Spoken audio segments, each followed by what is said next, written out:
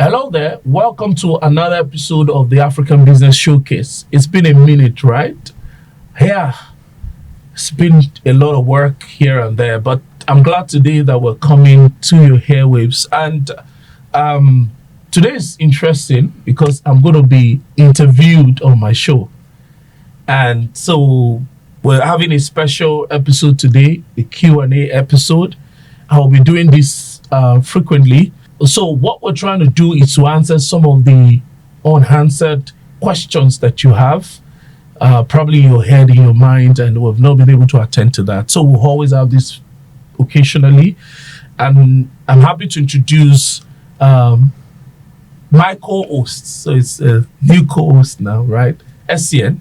So SCN will be interviewing me today and asking questions, but subsequently he'll be here when I'm not able to make it. Because of other commitment, travels, and the rest. So it's great to have you, SCN. Thank you for having me. Yeah. So, guys, before we jump in, I'd like you to do something for us. I'd like you to follow us across all social media platforms as Showcase Africa TV, and do subscribe to this YouTube channel. Like this post, turn on notification, so that when we drop content like this, you'll be the first to know. So, take it over, SCN. Hello, guys. On today's special episode, we'll be dissecting issues around sales. So those very important questions that we know that you need in your business, in sales, we'll be talking about that right here. So, but before we start, before we start into serious questions, I just want to ask you, sir, I know a lot of people will be needing to know, what's your day like, your everyday like, or let's say just your 24 hours. What's it like? Well, that's a very interesting question. It's always busy. At times, I'm just wondering, I'm still breathing, but thank God for strength. Typically, I wake up, I'm a late riser. Okay. Because I sleep late. So by default, I'll likely wake up around 8 o'clock, 8:39. Then, of course, the first thing is that I'll have to check my phone. I'll have to check my phone because I'll need to sort out things in the office, email that are pressing, and also because I work across different time zones. There's some zones that are 2 hours ahead. Okay. So when I'm waking up at 8:39, they're already 11. And they're waiting for an email, a response or something. So between my email and my WhatsApp, it's about 1 hour plus. Okay. Which is mostly done. Don't mind me, I hope you guys are not eating. It's always done mostly on the toilet seat. I get to a point where I start having cramps. That's when I stand up. There are times when I've done 2 hours on toilet seat. Even though, of course, my wife would always tell me the health reason is to send Apoko doctor stuff to me. Again, I just have to sit. I'm not even planning it. Then I have to force myself to quickly, stand up and just take my shower. Of course, then I'll put on, along the line as I'm answering the email, I'm listening to my audio Bible. That's constant. A fun fact, I finished the whole Bible just 5 days ago. Then I'm just doing proverb just to cover the year. Interesting. So basically that's early morning. Then of course jump into shower, 30-minute ish. I'm out, up and about. Then I go about my day. Then jump into the car and continue texting, chat, WhatsApp responses, email. Of course I don't drive most times, so that allows me that latitude. Then on the days where I have to work in the office, come to the office, work till 5, try to keep it slow after 5. By default, I don't have a choice. My days always vary from one thing to another during work hours. Then it slows down a bit around 6-ish. At times, I will have meetups, maybe business meeting or just meeting up with friends. Then get home around 8 and catch up with YouTube till like 10. Then, of course, I go into another world. It's not an occultic word, don't worry. So what I do basically to relax, so I have a principle. You must always slow down and relax. Daily, weekly, monthly, and quarterly. Okay? So my daily routine most of the time, apart from YouTube, will be watching soaps. I like African content a lot. More specifically, I don't know, I'm just drawn to South African dramas, soap. So I have about 6 or 7 per time I'm binging. So, and their series is always long. So it makes me go into another world. So I can, at times, depending on the one that I want to watch, I can do 2, 3, 4, 5 hours into 2:30. Okay. On some days, I'm in my serious zone. That means I'm reading into that time. Or at times I sleep early, wake up, and I read till like, at times, wake up around 2, wake up around 1. I can coast till 6, reading, researching, and I'll sleep. You know, and all of that. So that's like more like my 24-hour day. Okay, very interesting to hear. We understand that we're talking about sales, and we understand that sales is a very vital part of business. And most times when you get to see businesses, you know, we understand that most businesses, sometimes they go under after a few years of going public due to the fact that this might be probably, you know, because of poor sales. So as a person or as an entrepreneur, what would you say is the problem, or what would you say African entrepreneurs don't understand yet about selling? Yeah, so the first point is what somebody said about a few days ago, and I've heard it, that wasn't the first time, but I think, see, most business problem are sales problem, or sales would solve any business problem. So let's take an example. You want to hire the best staff. How do you do that? You have to make money first to be able to do that. True. You need equipment. How do you do that? If you sell, you make money, you solve it. There are loopholes within your system. You need to build a technological system or security system and everything. Whatever your business problem is, you're a retailer, you need to solve retail issue, theft, and all of that. The more money you make and you're able to keep in terms of profit, the more you're able to take it back to the business to expand and all of that. So most business problem can be solved through sales, either directly or indirectly. Indirectly would mean, since I have the money, I can deploy whatever technology, human resource, or whatever I need to deploy to solve that business problem. Do you get what I mean? Yeah. Very well understood. So most people pay lip service to that. I hear things like, I don't like to sell, I don't like to stand in front of people, whatever that means. Then if you can't do that, really, you shouldn't be an entrepreneur. You know, and some people are technical, right? Just make sure that your technical competence can bring in enough money for you now to be able to employ somebody that can sell, or bring in somebody like a co-founder. But I still feel that one of the things that should differentiate you as an entrepreneur is the ability to be able to sell. In any case, you're selling to your employee when you employ them. You're selling to stakeholders. You're selling your vision to them. You're selling your vision. Either way, you're selling. Only that people get a bit maybe very terrified when it comes to sales as sales, because they don't like rejection. They don't like to be told no and everything. But nothing venture, nothing gain. Quite understood. So this is a cliche, yeah? We get to hear it all the time. Founders will say, my product will sell itself, my product will sell itself. Now, do you think this is confidence or delusion? Also, my second part question is, most times we find that Africans are mostly price sensitive.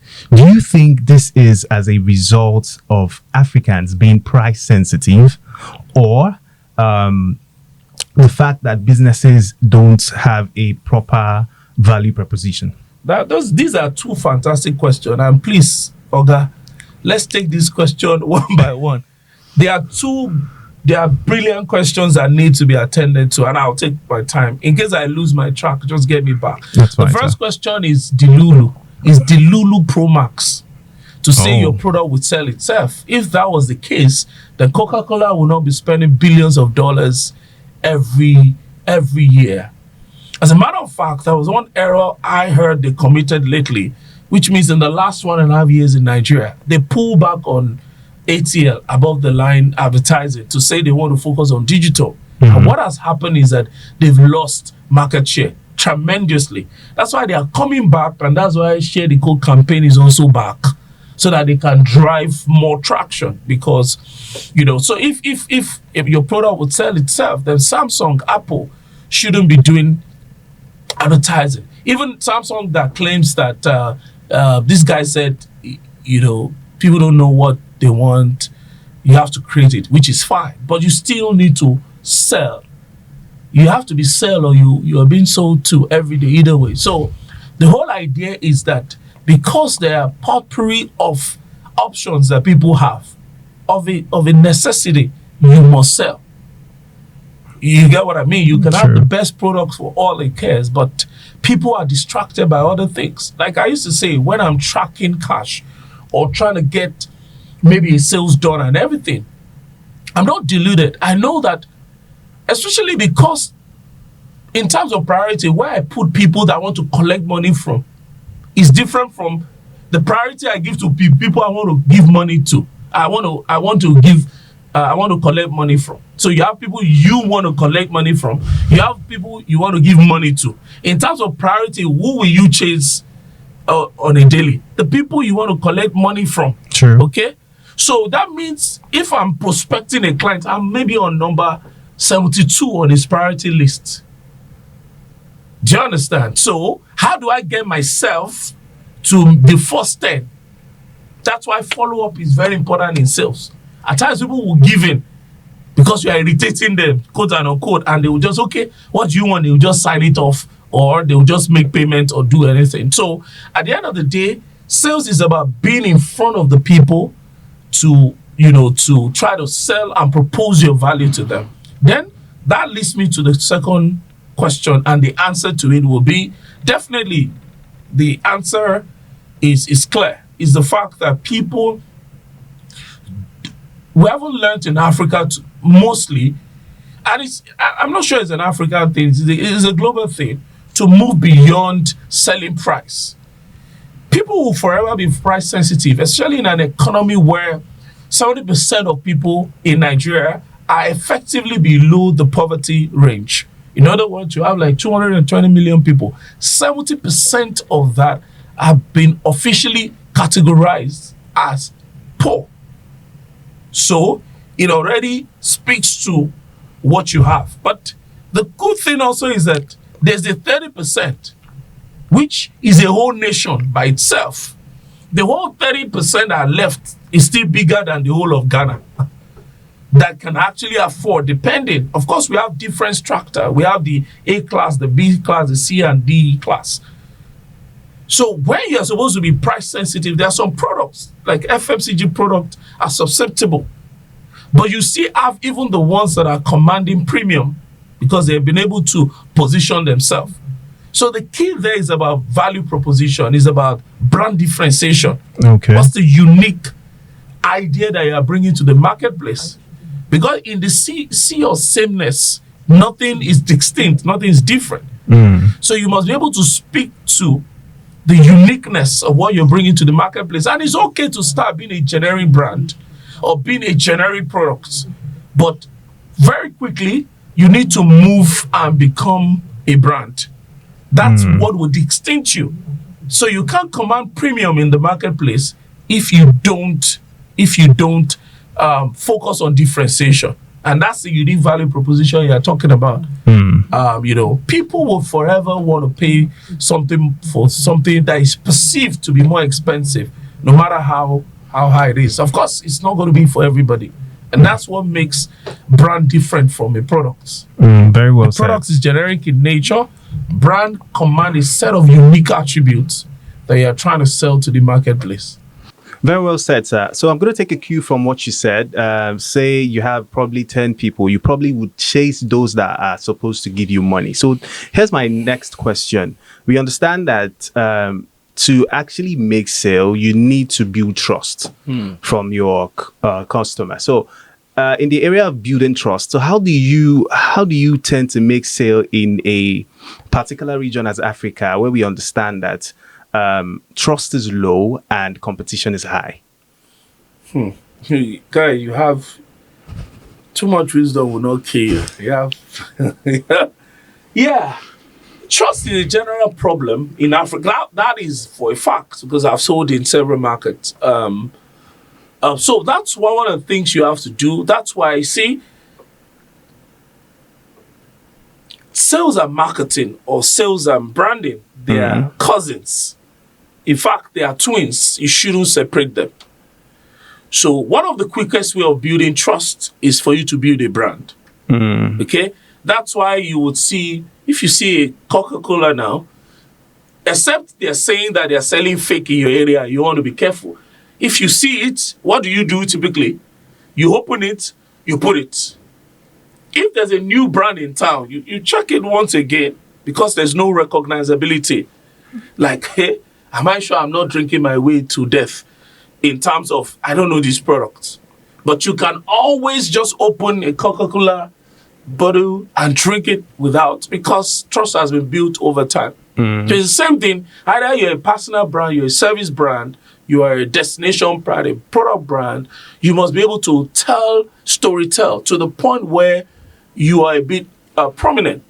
So for a personal brand, one of the things you do is thought leadership. Thought leadership like this, doing interview, writing white papers, being on LinkedIn, doing all sort of things like that to make you to be in the mainstream, and PR is also there, as a brand. So we have clients now that every month they're doing PR. There are a lot of press releases here and there just to keep putting themselves out there so that people will know them. Do you get what I mean? And that's the same thing, even with advertising in above the line, where you do billboards and co. The whole idea is that you are trying to make sure that people are aware of that product or that brand, rather, so that they can recognize when you now come to them to do the sales, either through the distribution channel or through individuals that are trying to sell to them. So if you go on the shelf, you can remember Terra, whatever, it's all over YouTube. It's easy for you to now go to the shelf to pick it up because there's been this awareness that has been done. So the whole idea is that you need to find what works within the spectrum of your products and the people that you serve to know the exact strategy around building that trust. Like I said, for personal brand, it will be mostly towards just being out there, doing a lot of thought leadership, promoting ideas. So within your sector, you should be known as like a go-to thought leader in that space. If you're a brand, if your industry does not allow for maybe extensive branding and above the line, then you do PR, like oil and gas, showcasing some of the CSR, community development they're doing, things like that. For the ones that are just core FMCG, you can blow it above the line, social media, billboards, all of that, so that people at least will have come across your name, your logo, your essence before they ever have to interact with you. That's how to build sales in that low trust environment. Through branding. I do agree with you, sir. I understand that you've been an entrepreneur for the longest period of time that I can remember. And there are times when, we go to seminars on sales and they get to teach you a lot and they tell you, read this book, you need to follow this principle, you need to do this, do that, have an icon, have a mentor, stuff like that. But you get to see that people still miss it along the line. So with your own experience and, with your time over the years, what would you say is the mistake that entrepreneurs keep making over the years and over time and are still making right now? Yeah, so there are myriads of it, but the ones that come top of mind, and I will summarize it in my basic fundamental principle and strategy for sales. But let me explain some things around it first. Number one is to get distracted by current projects. That's a major one, especially if you're a professional service company. You get so distracted by current sales, current projects. You get a project, you do it. You don't prospect, you don't biz dev again because you have something that is keeping the light on and maybe you're making some good profit. It's a dangerous thing. Number two is to diversify your client risk. There's something you call key man risk. I've defined another thing called key client risk. And it's generally out there. They will tell you that per time, you should not let your revenue from a client to be you shouldn't allow more than just, for one client to be responsible for more than 20% of your business per time. So you must make sure that you are looking at it. Currently now, we as a business, we are a bit overexposed in that regard, where if you look at the bulk of our revenue, about maybe we're going beyond 30 to 40 that one client is responsible for. And that's why I'm aggressively marketing, to make sure we show up that difference. Because one like this, then you have lost 40% of your revenue, then you start panicking and all of that. So you must make sure that you keep prospecting. And that's how I want to go. I'm still going to explain that. Another mistake people make is to delegate sales. As a matter of fact, you are the chief commercial officer as a CEO. Even if you are not sales inclined, you must one way or the other be able to do that. And it now becomes very important if you're in the service business, because that's going to be one of your own unique competitive advantage. So how it has played out in my life in the last 20-something years now of doing entrepreneurship is the fact that even if I have a star salesperson, you cannot sell me. Not that we're competing, but I have targets. And I don't want to be stranded. That's why the bulk of what I even use my time to do now is business development. I'd rather seed operation and get somebody that can run the operation than to seed my business development and sales. Because in the final analysis, it's about the naira and kobo, which you use to now pay salary and make sure that you are not in a precarious situation you don't want to find yourself. Do you get my point? So sales and business development should be the number one priority of the CEO. People say vision, leadership. That's neither here or there. There's no vision, there's no leadership to sell if there's no money in the system. You are going to self-implode. So that's why the number one priority should be for the CEO to always be selling. And that leads me to that system that I want to share with people. There's something in sales we call ABC. Always be selling. No. ABS. Always be closing. Oh, no, okay. It's always be closing. ABC. Okay. But I say that is just 33% of the work. Closing is the 70 to 100% in the sales funnel. Okay. So you need to start from 0 to 30, which is always be prospecting. So in the list of daily calls that I make, prospecting is always there. In fact, I think prospecting takes about 50% of my time. Bringing new people into the pipeline. Can you make an introduction to me, to this person? Then you follow up, you do that. So I'm always prospecting, always getting people into the top of the funnel. The next level is always be nurturing. In other words, before you can close, you have to nurture. There are some clients, it's interesting if you can get a client where you can close between 1 or 2 days. We have 1 or 2 instances as we spoke yesterday. Today we're sending invoice. That's not a way. Typically, we've had clients that we've chased for 8 months, 1 year. In fact, for some, you've even given up on them. But you were consistent. And at the right time, they'll make the call and call you back. But in the process, there's a client now we've been, he's one of the major global multinational. We're literally done with our sales. But the person needs to get a sign-off from the MD. And that has cost us another 1 month now. In fact, when I'm done with this, whatever, I couldn't call before coming to set. Then immediately, that's the first call after the set. Because in any case, we're like literally done. So it's not even the case that it's just finalized and let's get the SLA and sign. But that has taken, before we got the first meeting, it took about 5 or 6 months.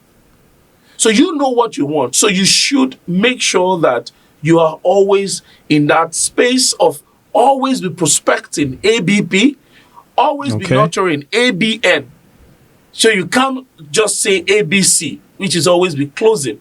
And also, always be closing is important. There's no point ever nurturing, ever prospecting without never closing. It doesn't make sense. So part-time, it has been the case when we were really focused on digital marketing services. I can remember vividly from last year, August, there was no month we were not closing new clients. I was just on steroid because it just occurred to me that no, we need to ramp up this number.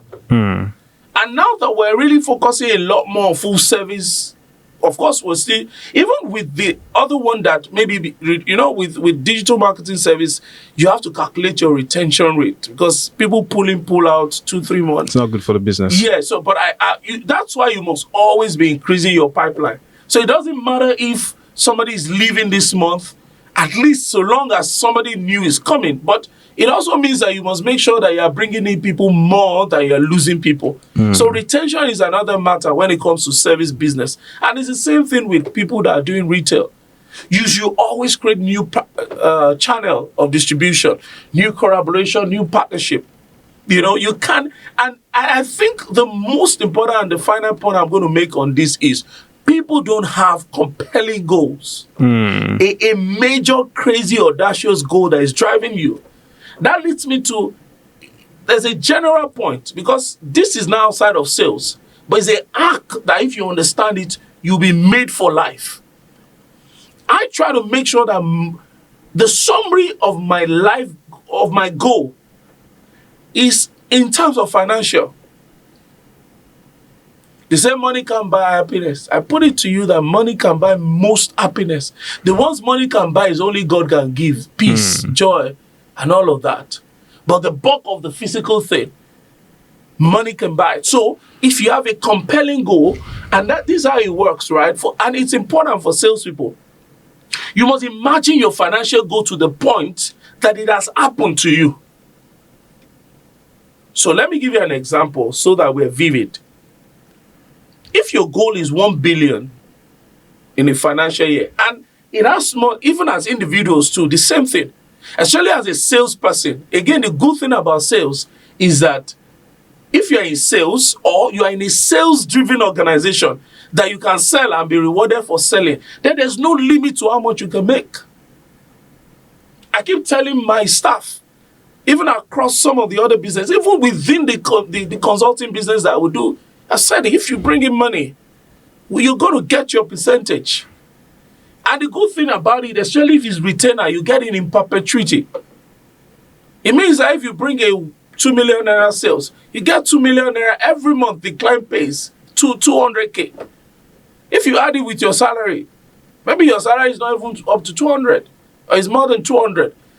So people don't think in terms of their ability to continuously improve on their revenue base. Because number one, maybe they just don't believe it doesn't work. But you can start with little steps. So that's how I say it. How do you do it? Start thinking about what that money can do for you. Okay. The embarrassment the money will save you from. The school you want your kids to go. The dream wedding that you want to have. Nothing is too, it doesn't have to be altruistic. So people will start thinking the number of people you can feed. Feed yourself first. Think about food on your table. Also, you're saying probably as a salesperson or as someone that want to grow, basically in sales, you can actually visualize your goals in terms of figure or monetary. You can visualize your goals and figures. First, visualize the figure. Initially, it won't click. How do you make it click? Visualize what that money will do. Visualize yourself going to maybe Rwanda on that holiday you've always wanted to go. Quantify that vision. It's going to cost you probably to go to Rwanda now. You do 1 million if you buy ticket on time. That's 2 million. 1 million return ticket. Imagine just 1 million return ticket. Then you do, if depending, you can still do Airbnb. 1 million will take you for like 20 days. See, you can go 20 days. You see, I'm painting that. Then if you hold about $1,000 and you are modest in your spending, even though they say Rwanda is expensive, then about 3 million. You see, So people don't visualize or they don't think their goal can be achieved because they are lazy mentally to think about that they can get the money real time. And it's the same thing, even if you're a professional outside of sales, it's the same thing. How do you do it? Think of it first. In thinking of it, opportunities will start, possibility will start springing up in your head. I can do this. I can add this also. Of course, don't do unrelated also. You can build yourself. You can present. You can be an influencer.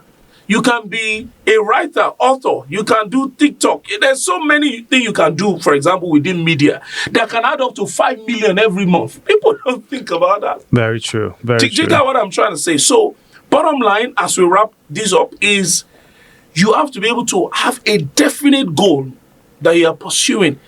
And most of your goal should be summarized. There's no point writing for this year, let's say 2026, I want to go to UK. Yeah, write all those things down. But you know what? I don't bother my head about focusing on that. Because I know if I get 1 billion, going to UK is the least. In fact, what I should be thinking of, look, I'm going to fly private to UK. Do you get my point? Very true. Maybe I want to change my car. I only have to think about that once. Or I think it to the point that I'm driving the car in my head. What do? I come back to the revenue side. There's a kind of figure that I must make for me to be able to afford to use this kind of car. True. You see what I'm saying? The same thing with wedding or any other thing. I'm saying this because I really think that people are not as productive as they're supposed to be. So even if this is a conversation even for non-sales people, that their primary role is not sales. Okay. Because one way or the other, you can sell things. Do you get what I mean? You can take up something and sell. You can sell for other people. You can increase your capacity to earn. Sales is one of the opportunities we have to make money beyond the restricted 9-to-5 pay. I hope it makes sense. Very well understood. So while we were discussing and you were speaking about closing, so I understand that, in as much as we want to visualize our goals in terms of figures, you also need to understand what it takes to close, because when you definitely close that client, you definitely will get a return that might be in form of a commission, and quote unquote, you're improving your, daily life or your, So my question is, have they, it's somewhat of a personal question. Have there been a time where you at some point almost lost a major client? Yeah, that one. And so what did you do in the process to, get back that client? Well, I know your question should be, have we lost client? You always lose client one way or the other for a reason that has nothing to do with you.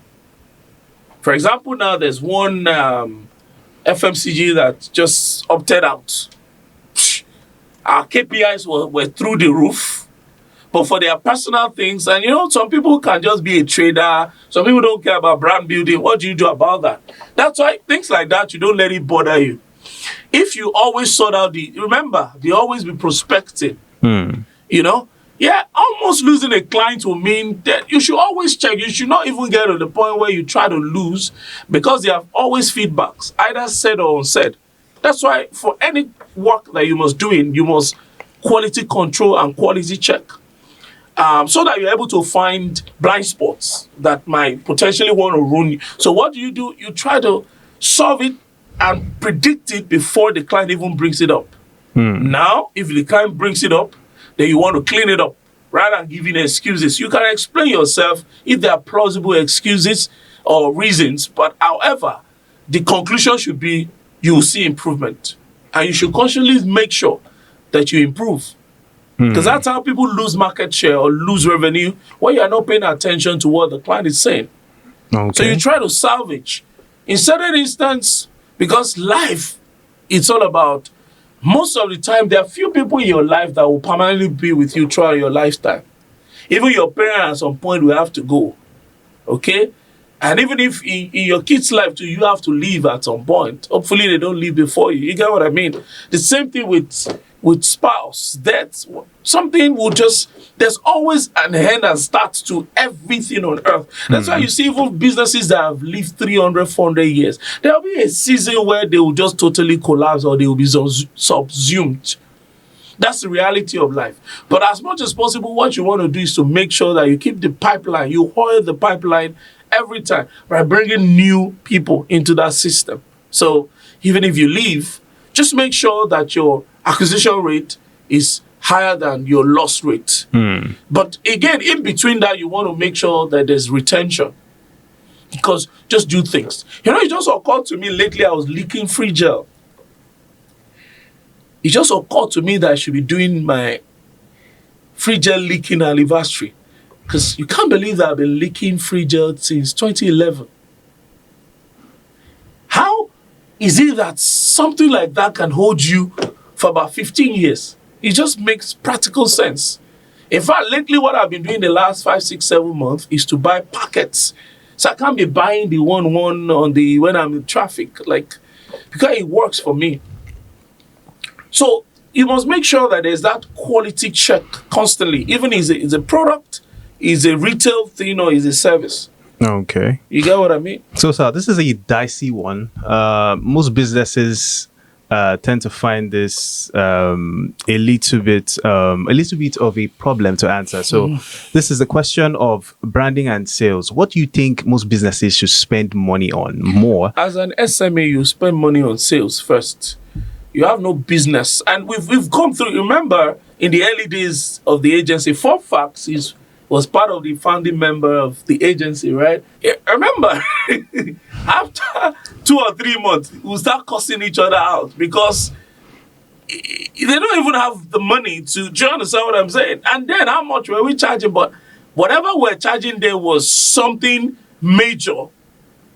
But the problem we were having is that we can actually do sales-focused marketing for them, which is running ads. Okay. But the question is, which money will remain for us if this little money will take to go and run ads for you? But maybe what they should have done, which I encourage a lot of people to do now, and some SMEs come to us and we can't do it because it doesn't make any financial sense. I would rather that you now just go and learn how to run ads. That's the advice I will have, and do a lot of sales-driven, do promotion, do discounts, get more people into your pipeline, and do it at a level where you have enough money to be able to set aside to do branding, organic social, running ads, and all those things cost money. But ultimately, branding pays. I used to say this, that branding will take over from where sales stop. You don't buy Coca-Cola now, or what else do you Pepsi. buy every day, or any other thing for that matter, because of sales. You buy it because of branding, because it's so much in your head that's about the only thing that you buy. Okay, so are you of the school of thought that branding should come first? I mean, what should come first in the hierarchy? In SME, branding should come first. Sales should come first. Sales should come first. Yeah. You have no business branding as an SME that you're still struggling to make money. You make money to a level that you do, but for a big brand, for a big organization, then branding, you should spend more money on branding, because that branding will take care of sales. Okay. So what's the point of having? Because you see what branding does. It makes the transaction almost seamless and easy. Let's give an example. There's some type of cola that came in, even though coincidentally you can't believe, but they are sales driven up until now. In Southwest, I won't want to probably mention it. There's a particular brand that's leading in Southwest. Not Pepsi, not Coke. In Southwest. But their pricing are slightly lower. That's probably not the reason, but their distribution infrastructure is crazy. And you would attribute that to spending more on sales? Yeah, they are doing more of sales. But what I'm saying is that if typically you come to an event now, if they place a Coke or a Pepsi versus that drink, you are likely going to pick Coke and Pepsi because of even the prestige, quote and unquote. If I mention, you should know some of these second tier cola that you can find around. Like one of our lecturer in the school I'm attending now, give an example that if I decide to give you 750K cash for your wedding, or I give you that particular brand 1 million worth of it, which one will you take? Almost everybody in the class says they're going to pick the 750. Of course, they will go and use it to buy maybe the big two.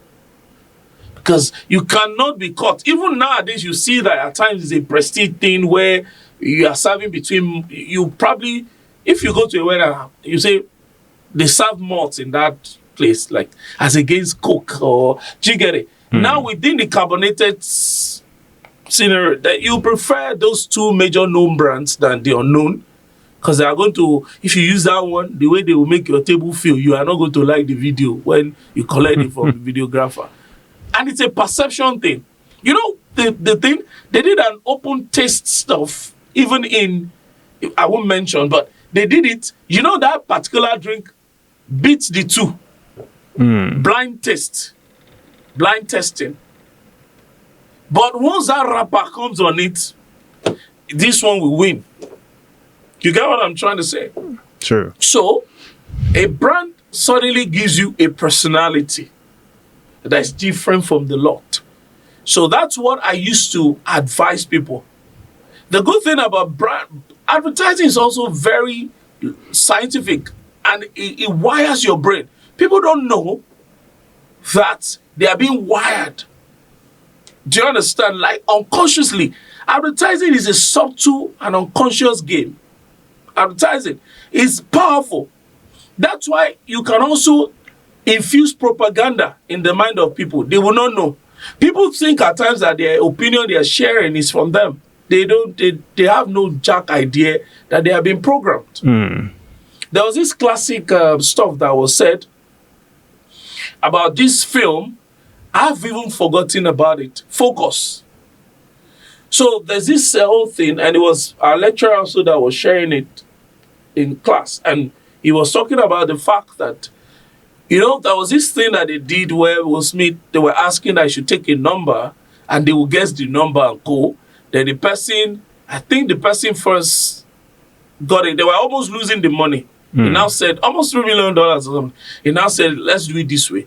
Oh yeah, that's why he now played the number game. To say, pick a number in your head and this lady will guess the number. And that's why they were able to win the money back. Guess what that number was? Number 55. But what the man doesn't know is that he has been pre-programmed from when he came from the airport to be seeing 55. Even the car that came to pick, everything. The number, there's a jersey that walked out. There's somebody that wore a jersey on number 55. Yeah. You know, he didn't know that he has been programmed to see 55. So that's why when he was supposed to come, God, what was happening is that the thing was entering from his conscious to the subconscious mind. And that's how branding works. Is that frequency and reach, which allows for repetition so you can recall. Then when is that moment, that point of purchase, that moment of truth, you are likely going to go for a brand you've interacted with in some way, through recommendation, all of that. That's why influencer marketing work with above the line work with below the line. Everything is integrated into that thing that's advertising and leading to branding and differentiation. Okay. So, Salto, my last question. This is a two-part question. What advice would you give to aspiring entrepreneurs that want to not just be an entrepreneur, but be a long-lasting entrepreneur that will stand the test of time? Yeah, the first thing is what I will talk about sales, so that you move from starting to survivor and going beyond survivor. Sales, revenue. Now, the second level, of course, will be structure. And again, I'm not talking about structure in a scientific way. I've been a consultant before. At times we take this thing on top of it. Structure is also progressive most of the time. Just make sure that you begin to look at your system per time and begin to balance out things. Get people that can buy into the vision. At the end of the day, my general theory, and this also allows for prayer. Just pray to God to make sure that you just get more of shepherd than hirelings within a system. There will always be an hireling in the system. But who are hirelings? You just want to get paid. And it's okay. It's not a problem. But within your system, there will be 1, 2, 3, 4 people that you will see that this is beyond money. Then you draw people like that close and mentor and pour your vision. Of course, for every next level, either it's hireling or shepherd, people that can shepherd your idea. Make sure that as the company begins to grow, they are also growing with the company in terms of find opportunities and gaps to, to improve their life, capacity building, increase in salary, bonuses if you can, when the opportunities allows for it, and all of that. Then give people space to excel and be themselves.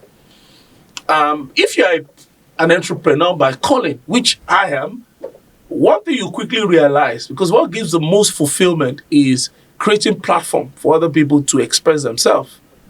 That's why in my organization, one of our core value is RISE. And it's an acronym for the word RISE. But the S there is self-leadership and self-governance. I don't believe in micromanaging people, but some people need to be micromanaged. So you want to make sure that you get more of people that are self-leaders, people that see that this part of this business is my own platform. I used to explain it to people like it's the case of an apostle, like a GO starting a church, and people they're now parish pastors. And if you see some big denomination, you see that some pastors are almost even more prominent and more known than the Jew. Do you get what I mean? Because they have been able to also be able to express themselves within that spectrum, that jurisdiction that they've been allowed to. And if you mention one mainstream church, you know that in each of their families or their parishes or provinces, there are some provinces that they are so mighty. Do you get what I mean? And imagine the man has not allowed them build and is always, do you understand what I'm trying to say? So, solve first your revenue issue through sales. Have a steady pipeline of sales. It makes your life easy. A lot of things will move faster.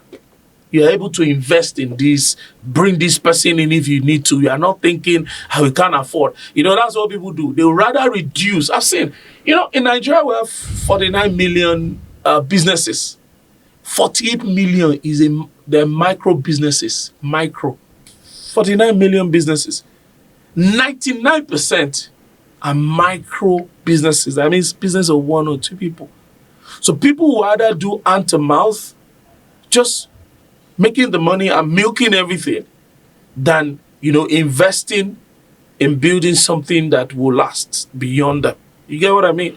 So summary is you just need to begin to look at when you solve money issue, you build structure.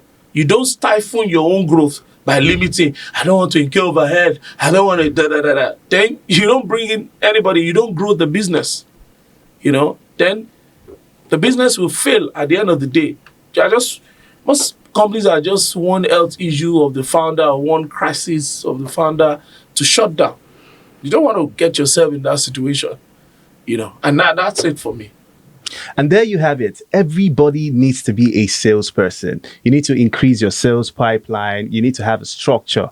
So that's where we wrap it up here on this episode of the business show, the Q&A. So remember, you need to like, follow, share, and don't forget to hit that notification bell to know when a new video is dropped.